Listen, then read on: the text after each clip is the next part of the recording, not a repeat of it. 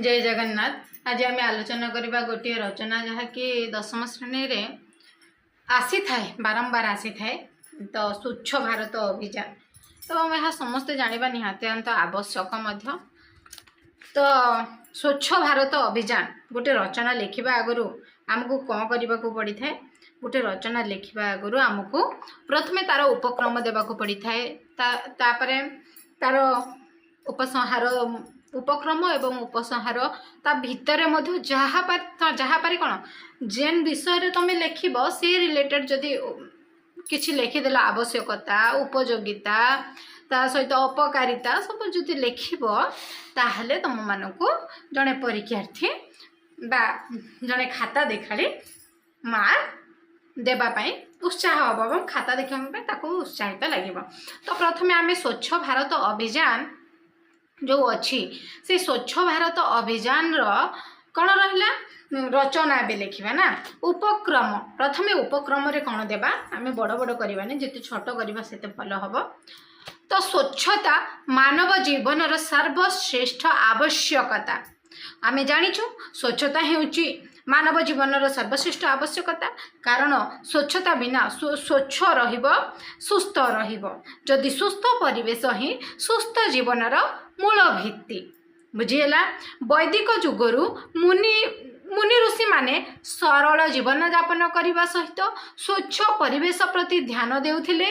जातिर पिता महात्मा गांधी स्वच्छता प्रति विशेष प्राधान्य देउथिले। महात्मा गांधी जातिर पिता महात्मा गांधी प्रति स्वच्छता प्रति विशेष प्राधान्य देउथिले कहीं ना जदि स्वच्छ अच्छ आम आम निज शरीर जो अलिया मलिया करबा नाना जातिर रोग बाहर। तो आम जदि आम निज शरीर को सुस्थ रखापी हेले प्रथम निजक स्वच्छता रहा पड़ो भल खाइबा पड़ो सुंदर भेजिटेबल गुड़ाक भल भल भेजिटेबल खाइबा पड़ो ता सहित भल जमीक अटा मैदा मैदा तेल जातीय द्रव्य जदि खाइबा आम देह असुस्थ हो पकेबा आम शरीर भितर कि आम शरीर में जदि आम कौन कर छिंडाफटा मैला छिंडाफटा हेले भी चली किंतु मैला पोशाक परिधान करवा धीरे धीरे आमको नाना प्रकार रोग ग्रासिब। ठीक सेमती आम जदि आम परिवेश को सफा करवा ताहले आमको कौन रोग आसब नहीं। तो स्वाधीनता अपेक्षा स्वच्छता अधिक उपयोगी बोली तांकर विचारधारा थिला। तांको प्रवर्तित मौलिक शिक्षार ग्रामर परिच्छन्नता और स्वच्छता प्रति से आह्वान देइछंती किंतु स्वाधीनता प्राप्तिर 78 वर्ष पर मध्य परिवेशर स्वच्छता क्षेत्र में भारत वर्ष आशानुरूप सफलता हासिल करि पारि नाही। बुझेला स्वच्छता विषय आम लिखा ए गोटे राष्ट्र विकास यार परिवेशगत स्वच्छता उपरे निर्भर करे कारण सुस्थ परिवेश सुस्थ मानसिकता सृष्टि करिथाए। यह द्वारा राष्ट्रर सामाजिक राजनैतिक परिवेशगत अर्थनीतिक जीवन सुसमृद्ध होइथाए। यही स्वच्छता जोगु बुझेला सांप्रतिक समय विज्ञान विकास घटिले मध्य स्वच्छतार अभाव परिलक्षित होइछि जहाँकि भारतीय जीवन यात्रा को विपदर वलय को ठेली देछि। बुझेला विपदर वलय को ठेली देछि। स्वच्छता जदि अभाव रहिला ताहले नाना जातिर रोग देखा जाई थाए आम ई परिवेश रे बा लोक मानक भितरे। देख जदि आम आम चारिआडे सफा सुतरा रखबा ताहले स्वाइन फ्लू रोग कहीं आसीब से कोरोना महामारी कहीं आसीब कहीं एते सब रोग गुड़ाक ग्रासी जीव एवं भयंकर रूप नेब आम ये पृथ्वी सारा पृथ्वी रे खाली नुहे आम ये भारत वर्ष रे सारा पृथ्वी रे किंतु आम जेहेतु आम भारत वर्ष कथा कहुचे ताहले आम देखिबा भारत वर्ष जातिर जनक महात्मा गांधी स्वप्नर भारत स्वच्छ भारत थिला। से जातिर पिता महात्मा गांधी मध्य तांकर स्वप्न देखिथिले से स्वच्छ भारत गठन करिवे कहीं ना कारण उत्तम जीवन यापन निमित्त स्वच्छता अपरिहार्य। भारतर स्वच्छता निमित्त प्राधान्य दे माननीय प्रधानमंत्री नरेंद्र दामोदर दास मोदी महात्माजी जयंती अवसर में 2014 मसीह स्वच्छ भारत अभियान कार्यक्रम आरंभ कर मन रख हुए तो के तुम मान जिके आसीपे है ना नहीं। तो 2014 मसीह स्वच्छ भारत अभियान आरंभ होता केते मसीह 2014 मसीह गांधीजी जन्म जयंती अवसर में 2019 मसीहा सुधा पूर्णता प्राप्तिर लक्ष्य रखी यही कार्यक्रम हाथ को निया जाइथिला। समस्त सरकारी और बेसरकारी अनुष्ठान यही कार्यक्रम को सफल करने आह्वान दि जाइथिला।